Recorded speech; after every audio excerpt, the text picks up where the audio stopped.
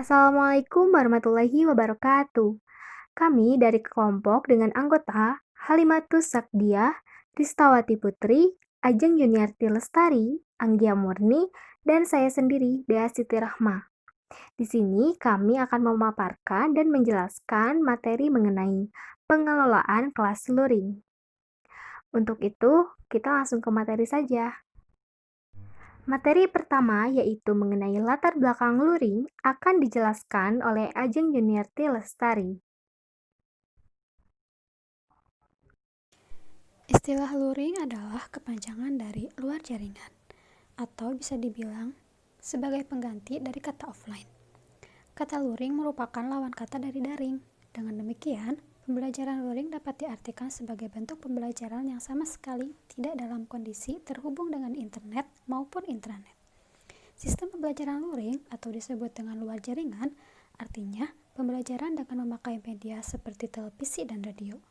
Jika peserta didik menulis artikel atau mengerjakan tugas di Microsoft Word yang tidak menyambungkan dengan jaringan internet, maka itu adalah contoh aktivitas luring. Dan jika siswa melakukan offline conference dengan bertemu secara langsung tanpa menggunakan internet, hal itu adalah contoh aktivitas luring. Isi pembahasan. Yang pertama ada pra pembelajaran. Pembelajaran itu ada yang pertama menyiapkan RPP, yang kedua menyiapkan bahan ajar, jadwal, dan penugasan. Kemudian mengirimkannya ke peserta didik, orang tua atau wali murid. Yang ketiga, memastikan semua siswa telah mendapatkan lembar jawaban dan penugasan.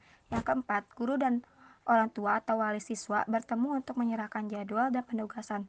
Diwajibkan melakukan prosedur keselamatan pencegahan COVID-19. Yang kelima, jadwal pembelajaran dan penugasan belajar diambil oleh orang tua atau wali siswa sekali seminggu, di akhir minggu atau disebarkan melalui media komunikasi yang tersedia. Ada saat pembelajaran. Saat pembelajaran itu ada 3. Yang pertama, pembelajaran luring dibantu orang tua atau wali siswa sesuai dengan jadwal dan penugasan yang telah diberikan.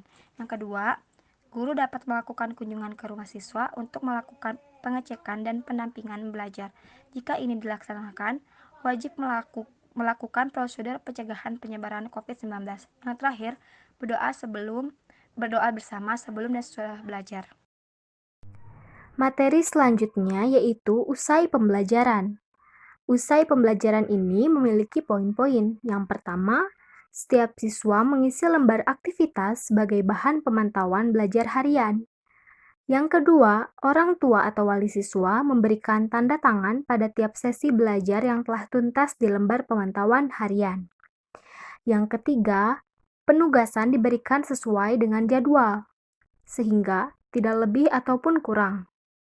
Yang keempat yaitu hasil penugasan berikut lembar pemantauan aktivitas harian dikumpulkan setiap minggu sekaligus mengambil jadwal dan penugasan untuk minggu berikutnya. Ini dapat juga dikirim melalui alat komunikasi, sehingga penugasan dapat berjalan dengan mudah atau lancar. Dan yang terakhir yaitu muatan penugasan adalah pendidikan kecakapan hidup, antara lain mengenai pandemi COVID-19. Selain itu, perlu dipastikan adanya konten rekreasional dan ajakan melalui olahraga atau kegiatan fisik dalam upaya menjaga kesehatan mental dan fisik siswa selama periode BDR. Guru dalam memfasilitasi pembelajaran jarak jauh, luring menggunakan televisi dan radio.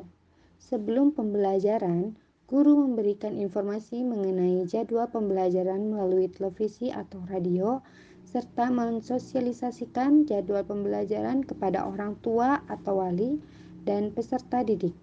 Sedangkan saat pembelajaran, guru ikut menyaksikan pembelajaran di televisi atau radio dan mencatat pertanyaan atau penugasan yang diberikan di akhir pembelajaran, serta membuat kunci jawaban atas penugasan dan mengumpulkan hasil penugasan sesuai dengan waktu yang ditentukan. Dengan beberapa cara yang dapat dilakukan guru dalam melaksanakan pembelajaran jarak jauh, dengan pendekatan luring dapat mengatasi kendala bagi satuan pendidikan yang untuk melaksanakan pembelajaran secara daring. Penerapan pembelajaran luring pada masa pandemi. Dalam metode yang satu ini, siswa akan diajar secara bergiliran atau shift model agar menghindari kerumunan. Dikutip dari Kumparan, model pembelajaran luring ini disarankan oleh Mendikbud untuk memenuhi penyederhanaan kurikulum selama masa darurat pandemi ini. Metode ini dirancang untuk menyiasati penyampaian kurikulum agar tidak berbelit saat disampaikan kepada siswa. Selain itu, pembelajaran yang satu ini juga dinilai cukup baik bagi mereka yang kurang memiliki sarana dan prasarana mendukung untuk sistem daring. Kesimpulannya, pada masa pandemi ini, tentu saja pendidikan membutuhkan strategi baru dalam proses pembelajaran, yang tentunya lebih efektif lagi, karena banyak sekali perubahan dalam proses belajar mengajar.